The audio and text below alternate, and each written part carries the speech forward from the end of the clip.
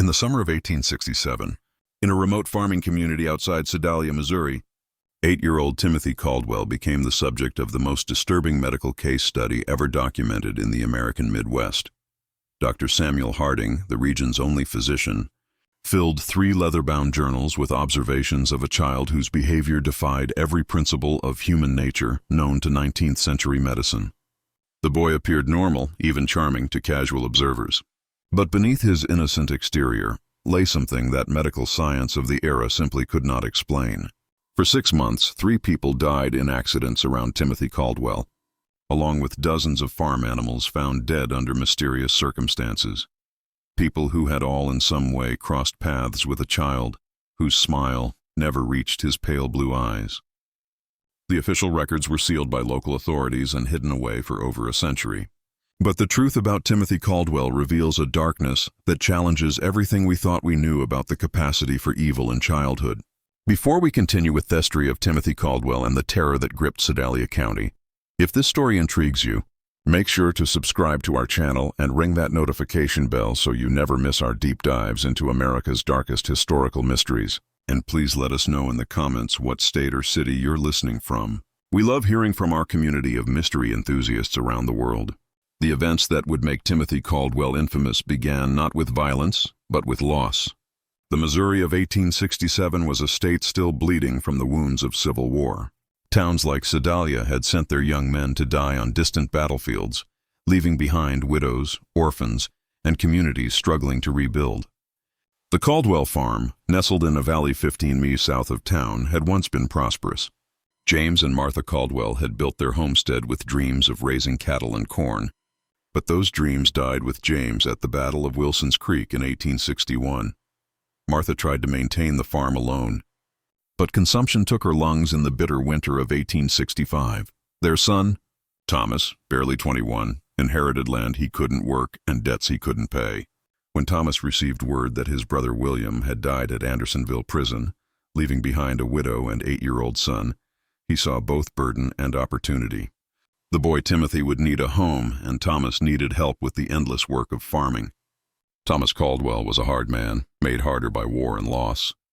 His wife Sarah had grown sharp-tongued and bitter during their childless years.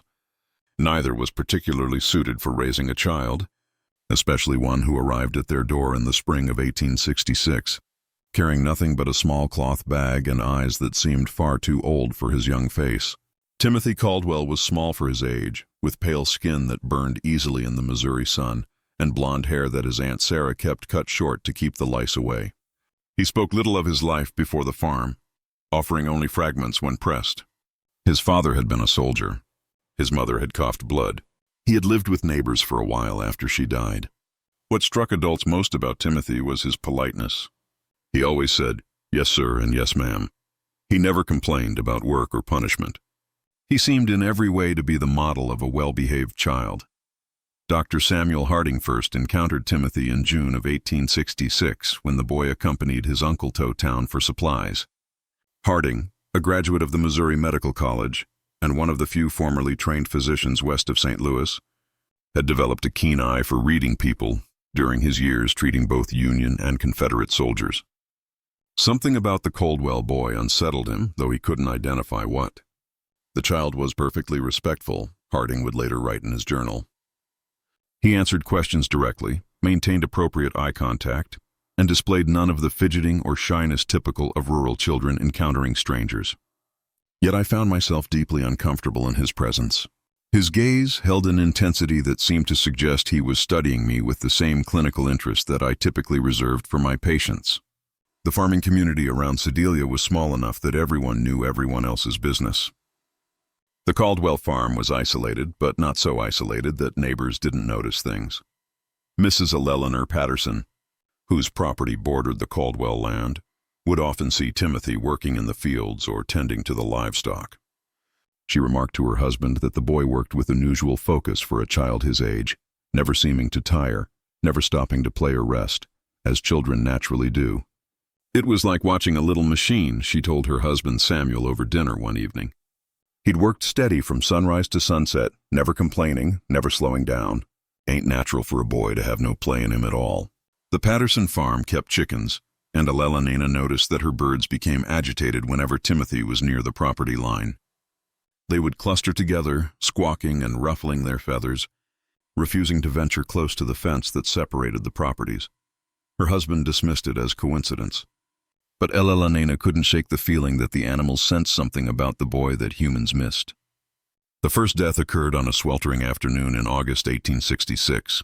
Little Mary Fletcher, age 5, was the daughter of the town blacksmith and known throughout the community for her bright laugh and tendency to wander. She had been playing near Willow Creek, a shallow stream that ran between several properties, including the Caldwell farm. Timothy found her body. He arrived at the Fletcher home just as the family was preparing for supper, his clothes damp and his face pale with what appeared to be genuine distress. "Mrs. Fletcher," he said, his voice steady despite his obvious agitation, "I found Mary by the creek. She's not breathing." The search party that rushed to the creek found Mary Fletcher face down in water, barely 18 in deep. Dr. Harding, summoned immediately, determined that the child had drowned. A tragic but not uncommon accident in rural areas where children played unsupervised near water. What troubled Harding was not the death itself, but Timothy's account of discovering the body. The boy provided an unusually detailed description of exactly where Mary had been found, the position of her body, and the condition of her clothing. When pressed about how he had come to be in that particular spot at that particular time, Timothy explained that he had been looking for a lost calf. The boy's recall was remarkably precise, Harding noted in his journal. He could describe the exact position of the deceased child's limbs, the way her dress had been caught on a submerged branch, even the color of the water around her face. Such attention to detail seemed unusual for a child who claimed to be frightened and upset by the discovery. Thomas Caldwell, when questioned, confirmed that one of their calves had indeed gone missing that morning, and that he had sent Timothy to search the creek area. The calf was found 2 days later, healthy and grazing in a meadow nearly a mile from where Mary Fletcher had drowned. The Fletcher family, devastated by their loss, received Timothy's sympathy with gratitude. He had, after all, been the one to find their daughter and alert them immediately. At the funeral, Timothy sat quietly with his aunt and uncle, his head bowed respectfully throughout the service. When the family thanked him for his quick action in alerting them, he accepted their gratitude with appropriate solemnity. "I wish I could have found her sooner," he told Mary's father, his voice carrying just the right note of regret and sorrow. But Elena Patterson, watching from across the church, noticed something that nagged at her for days afterward. When Mary Fletcher's mother collapsed in grief during the service, when the sight of the small coffin reduced grown men to tears, Timothy Caldwell's expression never changed. His head was bowed in apparent sorrow, but when he thought no one was looking, his pale blue eyes remained dry and watchful, taking in every detail of the scene around him. The second death came 3 weeks later. Old Henrik Len, a Norwegian immigrant who had worked as a logger before arthritis forced him into retirement, was found at the bottom of a rocky outcrop known locally as Devil's Bluff. The bluff overlooked the creek where Mary Fletcher had drowned, and Henrik was known to climb there regularly to check on the wild beehives he tended. Once again, Timothy Caldwell was involved in the discovery. He had been walking home from town when he spotted something unusual at the base of the bluff. "I saw Mr. Elson's hat caught on a thorn bush," Timothy told the gathering crowd. "I called out to him but got no answer, so I climbed down to look. Henrik Larsson was dead, his neck broken from what appeared to be a fall from the top of the 40th bluff." Dr. Harding's examination revealed that the old man had likely died instantly upon impact. The only unusual aspect of the scene was the presence of several dead bees scattered around the body, far more than would typically be found away from a hive. Mr. Larsson knew those bluffs better than any man in the county. Samuel Patterson told Dr. Harding after the examination. He'd been climbing up there for 3 years, never had so much as a stumble. Don't make sense he'd fall now. Timothy, when questioned, suggested that perhaps the old man had been stung by bees and lost his footing. "He was always talking about how angry they get when you disturb them," the boy said. Maybe they swarmed him and he got confused. Dr. Harding found Timothy's explanation plausible, but something about the scene bothered him. The dead bees were all clustered in a small area directly around Henrik's body. If the old man had disturbed a hive at the top of the bluff, There should have been more evidence of bee activity along his presumed path of flight and fall. Instead, it appeared as though the bees had somehow been concentrated around the impact site. When Harding climbed to the top of the bluff to examine the beehives, he found them intact and showing no signs of recent disturbance. The worker bees were active but not agitated, going about their normal business of gathering nectar from the late summer wildflowers. The third death shattered any illusions about coincidence. In September 1866, 6-year-old Jacob Mills vanished while playing in the woods near his family's cabin. His body was found 4 days later in an abandoned well nearly half a mile from where he had last been seen. Timothy Caldwell had volunteered to join the search party. For 3 days, Timothy searched alongside the adult volunteers, showing remarkable endurance for a child his age. He seemed to know the woods intimately, guiding searchers through areas that even longtime residents found difficult to navigate.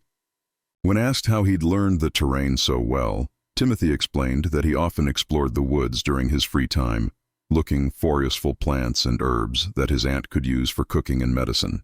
On the 4th day, Timothy appeared at the Mills cabin just after dawn. "I think I found something," he told Jacob's father, his voice heavy with exhaustion. "There's an old well about a half-mile north of here."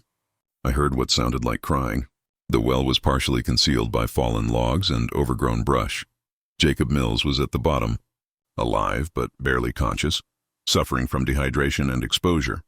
Dr. Harding was summoned immediately, but the boy died within hours of being pulled from the well, his small body unable to recover from the ordeal.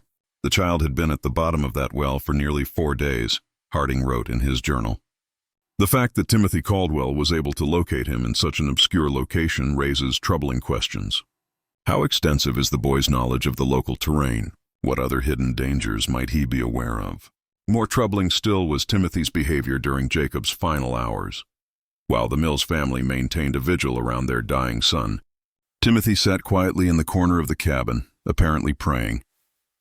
But Dr. Harding, positioned where he could observe the boy without being noticed, saw something that deeply disturbed him. Timothy wasn't praying. His lips were moving, but his eyes were fixed on Jacob Mills with an intensity that seemed almost scientific. He appeared to be cataloging every detail of the dying child's condition. The labored breathing, the pale skin, the way consciousness flickered in and out.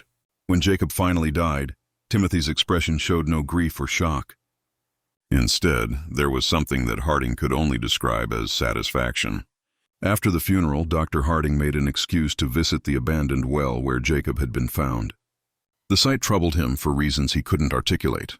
The well was indeed well hidden, concealed by natural debris that would have taken considerable effort to move. Yet Timothy had claimed to hear crying from this location, a claim that seemed improbable given the depth of the well and the amount of brush covering it. As Harding examined the scene more carefully, he noticed something that the initial rescue party had missed in their urgency to save Jacob Mills. Around the rim of the well, the debris had been arranged with unusual precision. Logs and branches that should have fallen randomly showed signs of deliberate placement, creating a natural-looking camouflage that would be nearly impossible to spot unless one knew exactly where to look. The implications were too disturbing to voice aloud, but Harding could not shake the suspicion that Jacob Mills had not simply fallen into the well. Someone had placed him there, and someone had carefully concealed the location until the boy was too weak to survive rescue. That evening, Harding began keeping detailed notes about Timothy Caldwell. If his suspicions were correct, the boy posed a danger to the entire community. But suspicions were not evidence, and evidence was exactly what Harding lacked. The problem was that Timothy Caldwell was by all appearances a model child. He attended church regularly with his aunt and uncle, sitting quietly through services and reciting prayers with appropriate reverence. He worked diligently on the farm, completing tasks that would challenge many adult workers.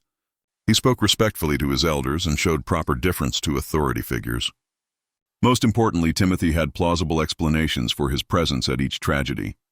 He had been looking for lost calf when he found Mary Fletcher. He had been walking home from town when he spotted Henrik Lenn's hat. He had volunteered to help search for Jacob Mills, as any concerned member of the community would do. But Harding's medical training had taught him to look beyond surface appearances. In treating wounded soldiers, he had learned to recognize the signs of men who killed not from patriotic duty or desperate necessity, but from something darker and more fundamental.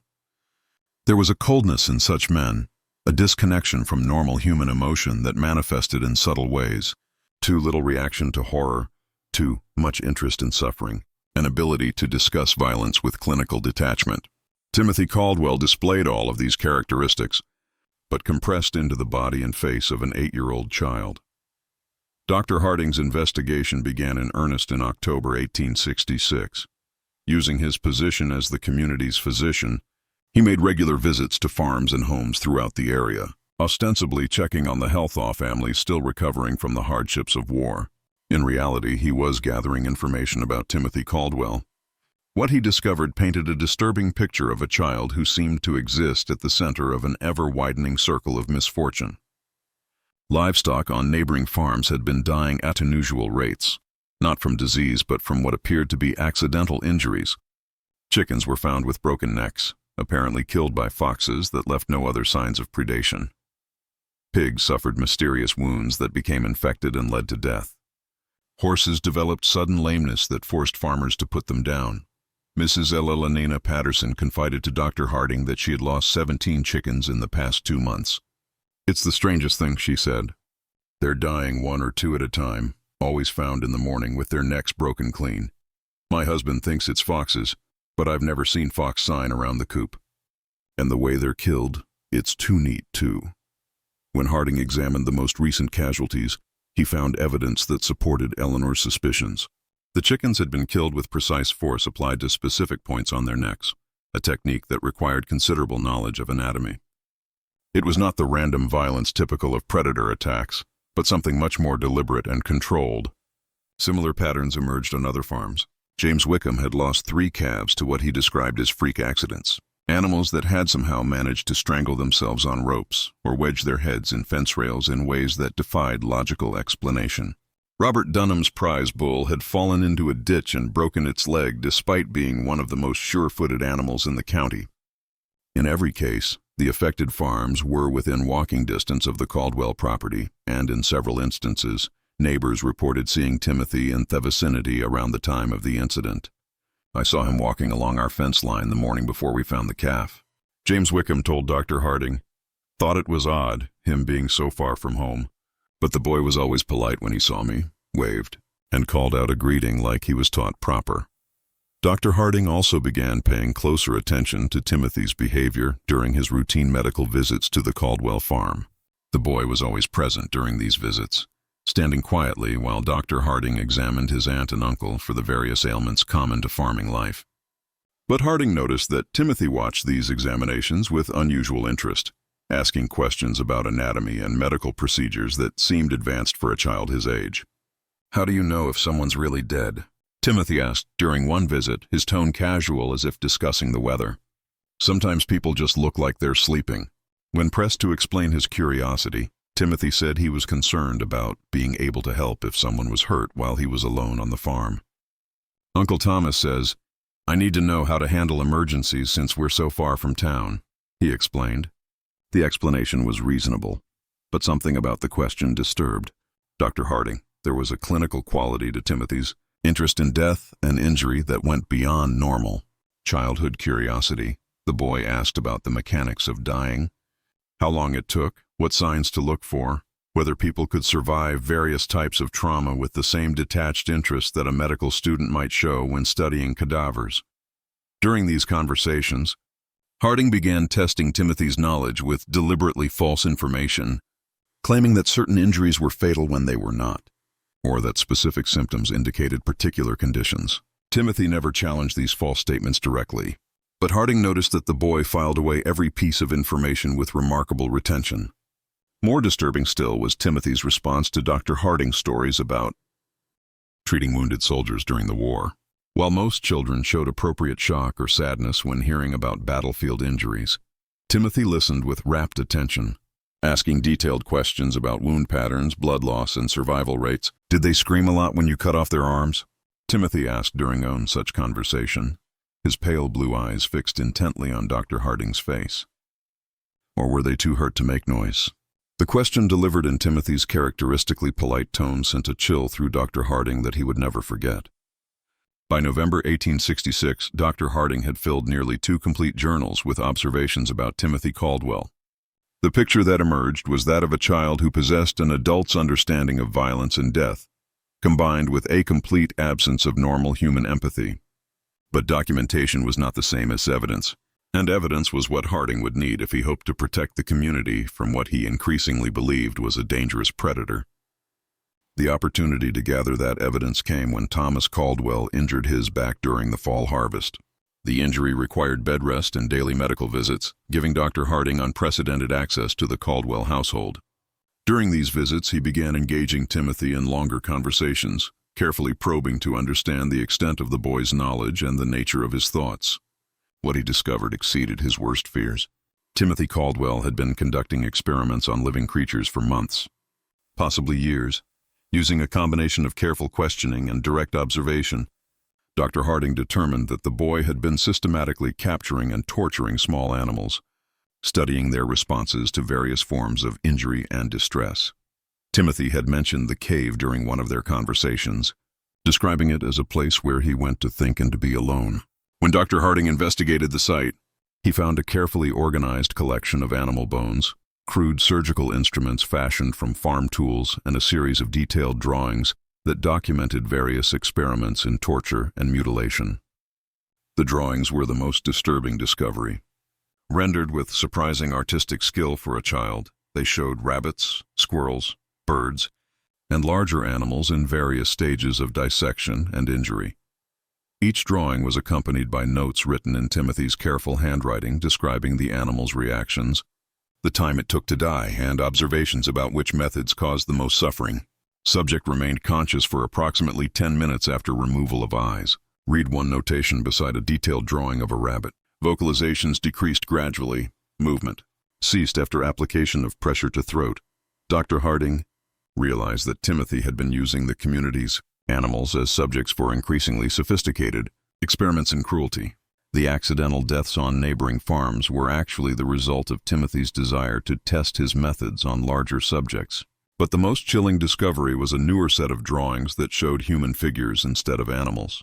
These sketches depicted children and adults in various poses of distress and injury, each accompanied by speculative notes about human anatomy and potential methods of causing harm. One drawing showed a figure that was unmistakably Mary Fletcher, the first child to die. Another depicted Henrik Lenn. A third showed Jacob Mills at the bottom of a well with detailed annotations about the effects of dehydration and exposure on the human body. Timothy Caldwell had not simply been present when these people died. He had planned their deaths, executed those plans with methodical precision, and documented the results for future study. As Dr. Harding would soon discover, the horror in Sedalia County was far from over. If this story is giving you chills, share this video with a friend who loves dark mysteries. Hit that like button to support our content, and don't forget to subscribe to never miss stories like this. Let's discover together what happens next. Dr. Harding faced an impossible situation.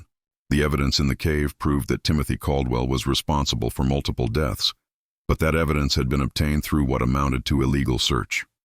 Moreover, the idea that an 8-year-old child could be a calculating murderer was so far outside the accepted understanding of human nature that no court would accept such a claim. The medical science of 1867 had no framework for understanding antisocial personality disorder or psychopathy. The prevailing belief was that children were inherently innocent, corrupted only by bad influences or traumatic experiences.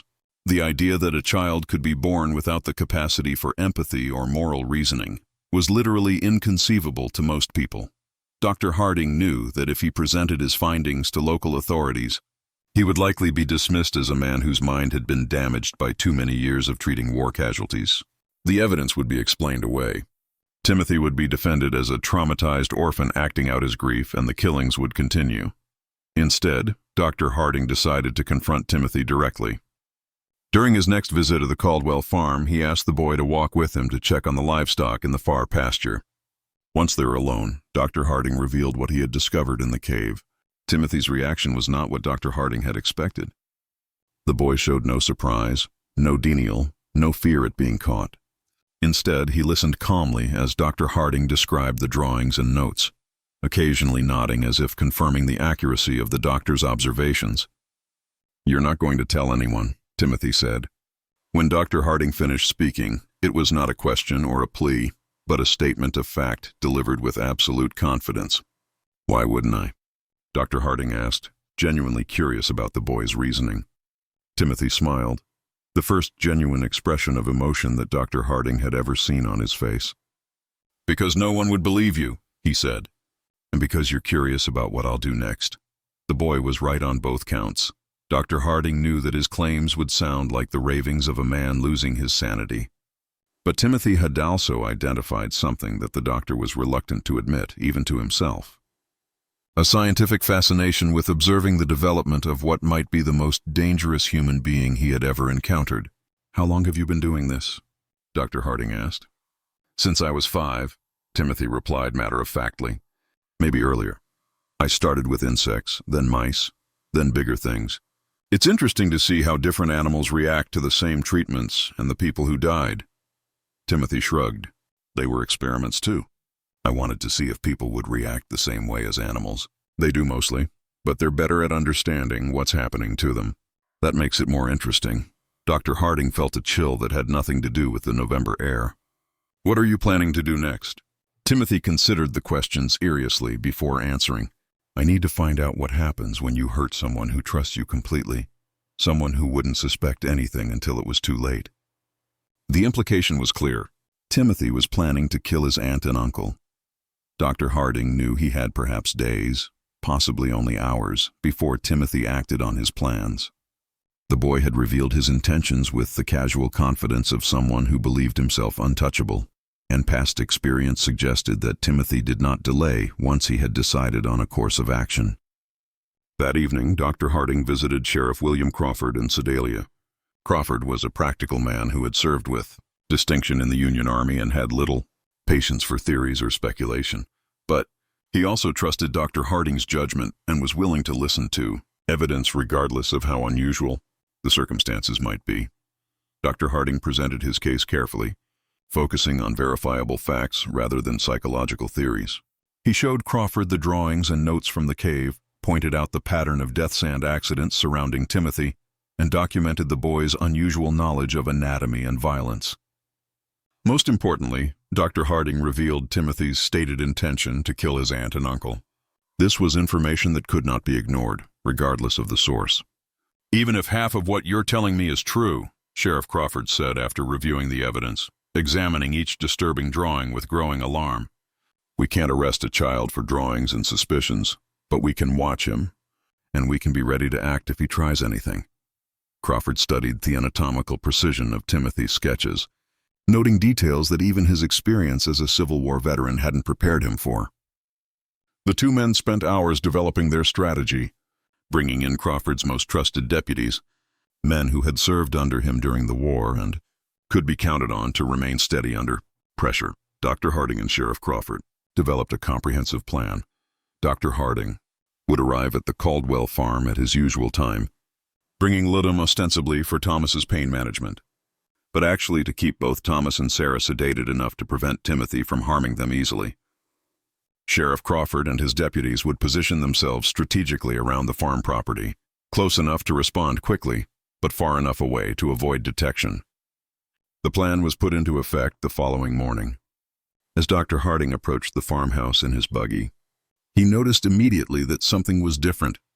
The usual morning sounds of farm activity, chickens pecking in the yard, pigs grunting in their pen, were absent. The property held an unsettling quiet that made his skin crawl. Timothy appeared in the doorway before Dr. Harding had even climbed down from his buggy.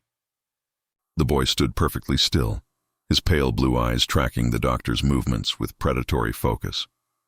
He was dressed in his usual work clothes, but Dr. Harding noticed that Timothy's sleeves were rolled up past his elbows, and his hands appeared to have been scrubbed recently, the kind of thorough cleaning that suggested preparation for messy work.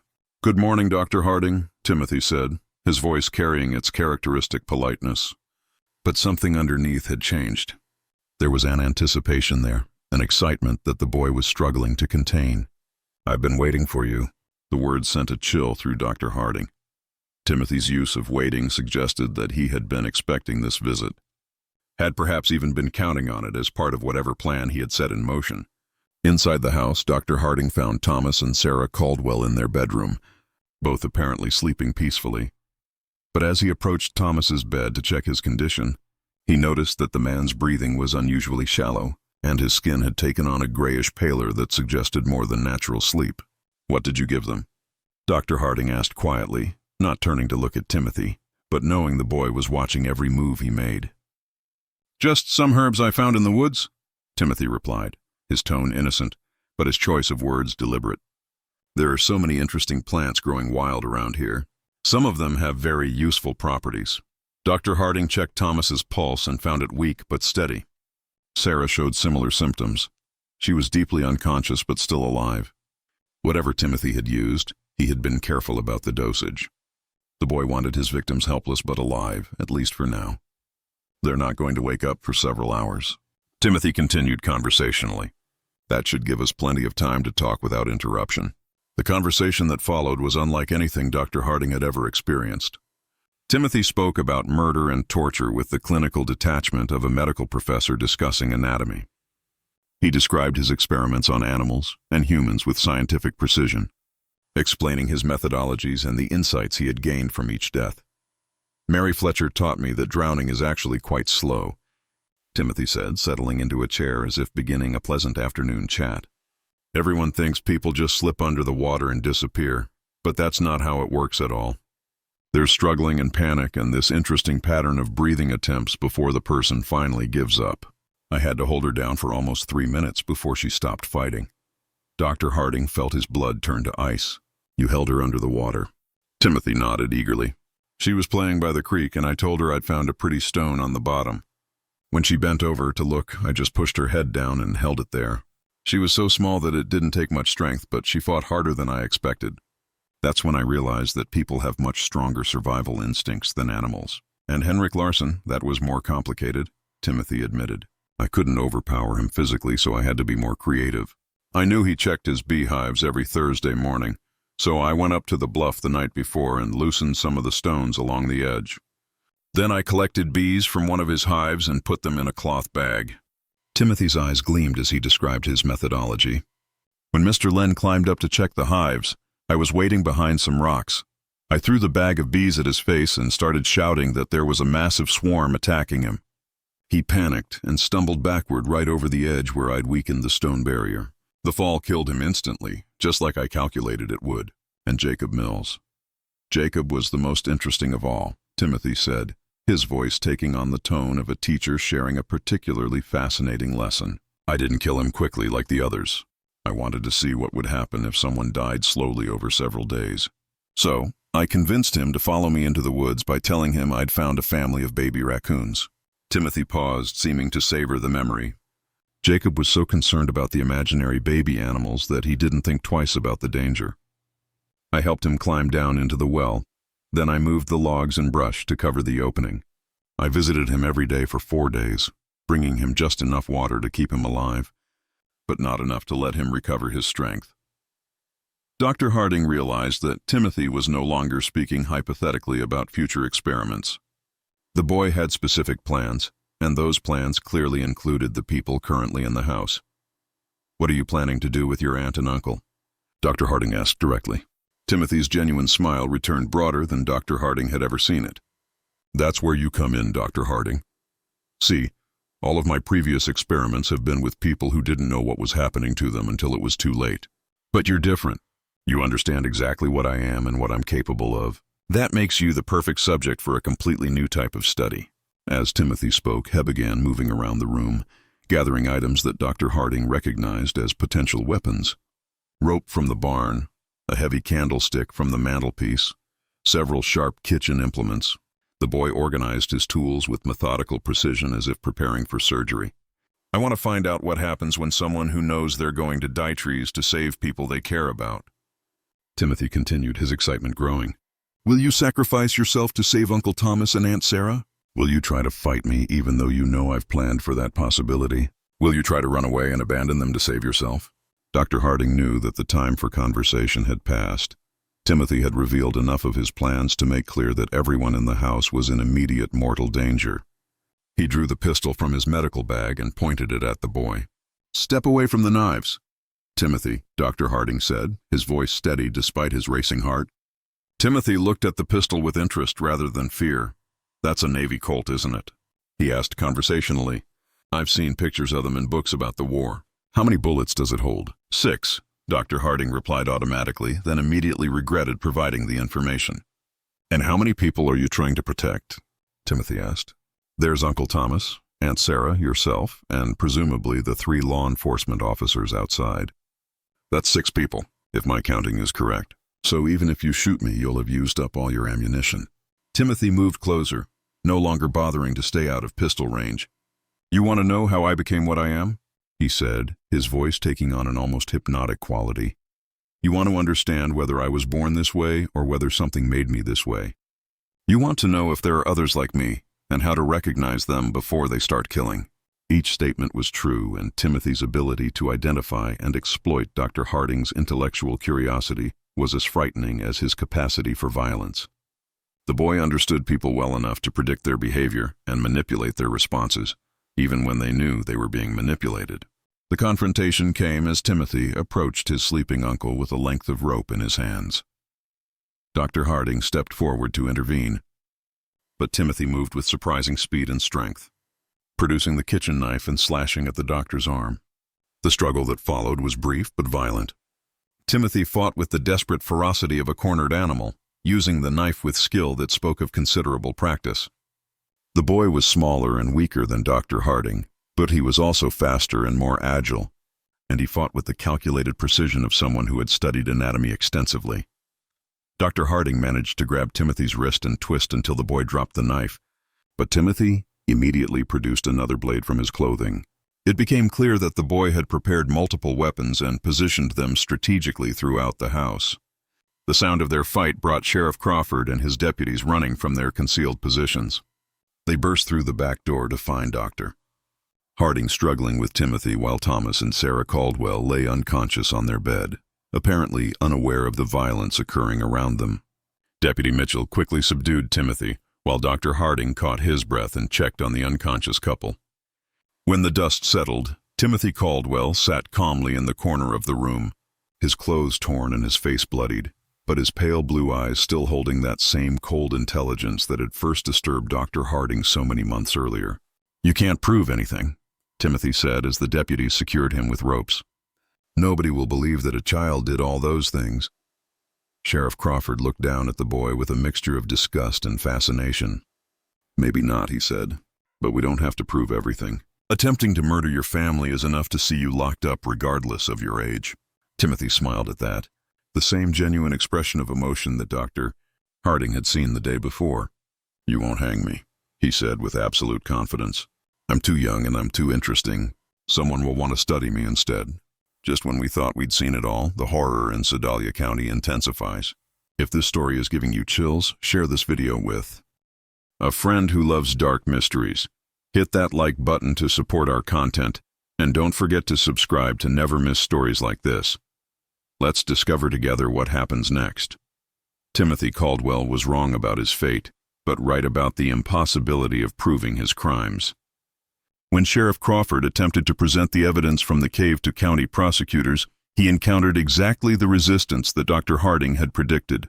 The drawings and notes were dismissed as the products of a disturbed child, acting out trauma from his parents' deaths. The pattern of accidents and deaths was attributed to coincidence compounded by Timothy's unfortunate habit of being helpful during emergencies. The attempted murder of Thomas and Sarah Caldwell, however, could not be explained away. 3 law enforcement officers had witnessed Timothy attacking his sleeping relatives with clear intent to kill. Even the most sympathetic observers could not argue that an 8-year-old boy would attack family members with a knife unless something fundamental was wrong with his character. The legal system of 1867 had no framework for dealing with violent children. Timothy was too young for adult prosecution, but too dangerous for simple placement in an orphanage or reformatory. The case created unprecedented challenges for Missouri's justice system, attracting attention from legal scholars and medical professionals throughout the region. After weeks of legal wrangling and consultation with experts from as far away as Boston and Philadelphia, a compromise was reached. Timothy would be remanded to the custody of the Missouri State Hospital for the Insane in Fulton, where he would be studied and treated by the most advanced alienists available in the region. The decision satisfied no one completely. Prosecutors wanted Timothy tried as an adult for murder, while defense attorneys argued that no child so young could be held responsible for his actions. Medical professionals were divided between those who believed Timothy could be rehabilitated and those who considered him incurably dangerous. Dr. Samuel Harding volunteered to accompany Timothy to the hospital and remained there for 3 months, documenting the boy's behavior and working with hospital staff to develop understanding of what they were dealing with. Their Salting case study became one of the first systematic examinations of antisocial behavior in children, though it would not be published until decades after the events. Timothy adapted to hospital life with the same calculating intelligence he had shown on the farm. He quickly learned to mimic appropriate emotions and responses, convincing several staff members that he was making remarkable progress in overcoming his traumatic episodes. Timothy would cry convincingly when discussing his crimes, express remorse that seemed genuine, and display what appeared to be authentic gratitude for the care he was receiving. But Dr. Harding observed that Timothy was merely studying the people around him, learning to manipulate them more effectively. The boy had created what amounted to a comprehensive catalog of human emotional responses, and he could reproduce thesis signals with remarkable accuracy, despite feeling none of the underlying emotions himself. The subject displays remarkable cognitive abilities coupled with complete absence of genuine emotional response, Dr. Harding wrote in his detailed reports. He has learned to simulate normal human reactions with sufficient skill to deceive casual observers, but extended observation reveals the performance to be entirely artificial. Timothy understands shappiness as the face people make when they want something good to continue in sadness, as the face people make when they want others to help them. But he has never actually experienced either emotion himself. Dr. Harding's evaluation also revealed the extent of Timothy's violent fantasies and future plans. When the boy believed he had gained Dr. Harding's trust by pretending to be fascinated by the scientific approach to studying human behavior, Timothy began sharing ideas for future experiments that made his past crimes seem almost restrained by comparison. He has developed elaborate scenarios for testing human responses to various forms of psychological and physical torture. Dr. Harding reported confidentially. His plans demonstrate remarkable creativity and attention to detail, as well as a sophisticated understanding of human psychology. If he were allowed to mature and gain additional resources, he would likely become one of the most dangerous individuals in American history. The hospital records show that Timothy remained at the facility for 18 months. During that time, several unexplained incidents occurred that bore the hallmarks of Timothy's methods. Other patients were found dead in circumstances that suggested accident or natural causes, but which showed patterns of deliberate planning when examined carefully. 3 elderly patients died from apparent heart failure after interacting with Timothy, though all had been in relatively good health previously. 2 younger patients suffered what appeared to be accidental falls that resulted in serious injuries, but both incidents occurred in areas where Timothy had been seen earlier in the day. Most disturbing were the reports of patients who claimed Timothy had been visiting them at night, standing silently beside their beds and watching them sleep. Hospital staff who worked closely with Timothy also began experiencing unusual problems. Several nurses reported persistent nightmares after spending time with the boy, dreams that often featured detailed scenarios of violence and death. 2 attendants requested transfers to other wards, claiming that they felt constantly watched, even when Timothy was supposedly confined to his room. Dr. Martha Fitzgerald, who had been brought in to provide additional expertise in treating Timothy, discovered that the boy had been keeping a secret journal. Timothy had convinced one of the nurses to provide him with paper and pencil for therapeutic writing exercises, claiming that recording his thoughts and feelings would help him process his emotions more effectively. The journal appeared to contain exactly what Timothy had claimed: daily entries describing his thoughts, his regrets about past actions, and his hopes for future rehabilitation.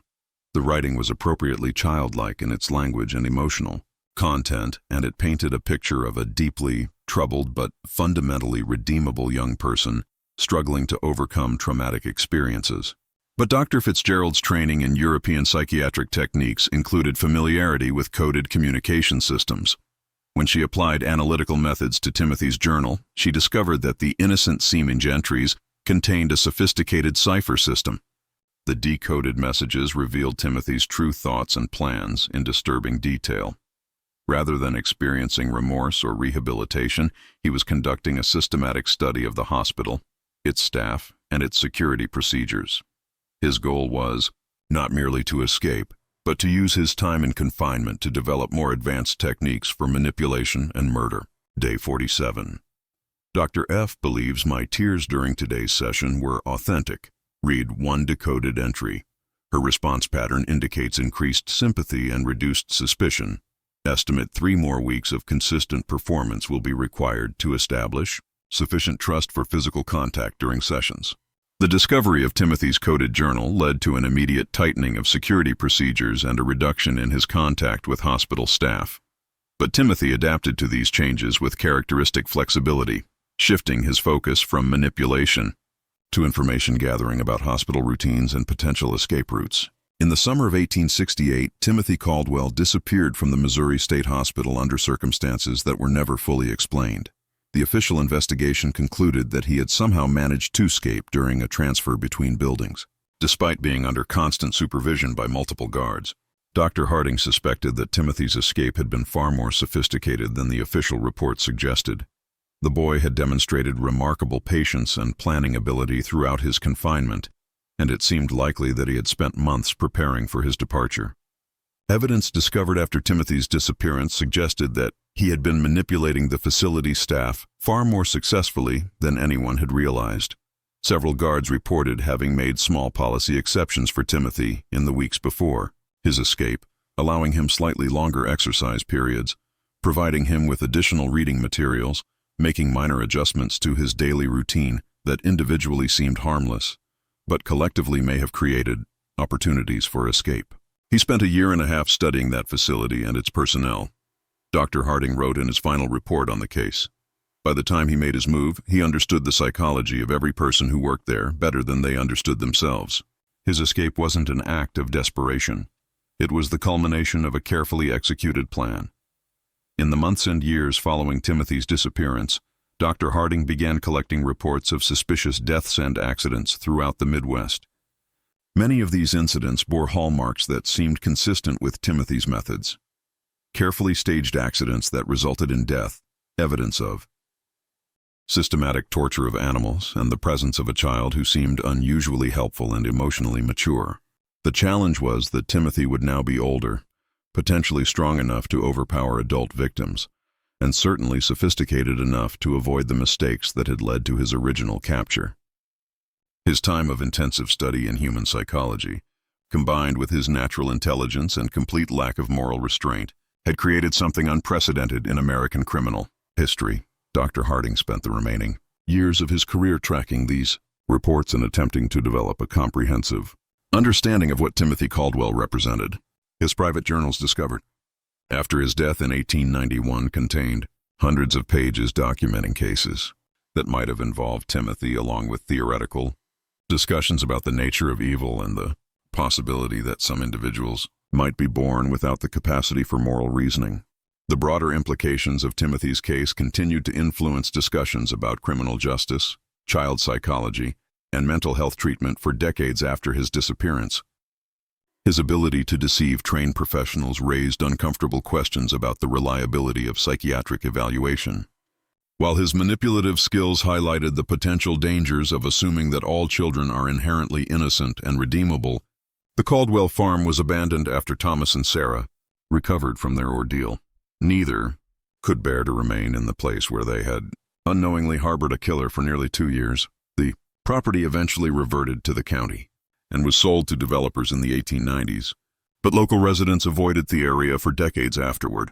The cave where Timothy had conducted his experiments was sealed by Sheriff Crawford shortly after the boy's arrest, but the location was never forgotten by those who knew of its significance. Local legend claimed that the cave was cursed and that animals would not graze in the surrounding area.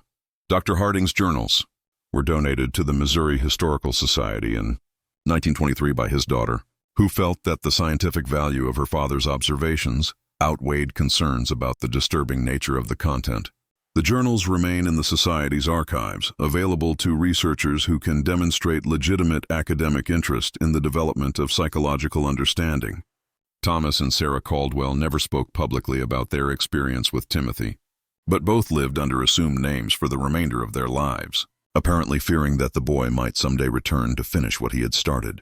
Sarah died in 1889, and Thomas followed in 1894. Neither ever had children of their own. In his final journal entry, written just days before his death in 1891, Dr. Harding reflected on the broader implications of Timothy's case. I have spent 24 years trying to understand what Timothy Caldwell represented, and I fear I have reached a disturbing conclusion. Timothy was not an aberration. He was a glimpse into what human beings might become when stripped of the moral and emotional constraints that we consider fundamental to our nature. If he survived to adulthood, then somewhere in America, there walks a man who understands human psychology better than any trained professional, who can manipulate people with supernatural skill, and who views the rest of humanity as nothing more than subjects for experimentation. This mystery shows us that evil can wear the face of innocence, and that our assumptions about childhood and human nature may be dangerously naive. The case of Timothy Caldwell forces us to confront uncomfortable questions about the nature of moral development and the possibility that some individuals may be born without the capacity for empathy or conscience that we consider fundamental to humanity. What do you think of this story? Do you believe everything was revealed, or might there be more to Timothy Caldwell's fate than the official records suggest? Leave your comment below and let us know your thoughts about this disturbing chapter in American history. If you enjoyed this tale and want more horror stories like this, subscribe, hit the notification bell, and share with someone who loves mysteries as dark and complex as this one. Remember, the truth is often more terrifying than fiction, and history holds secrets that continue to challenge our understanding of human nature. See you in the next video.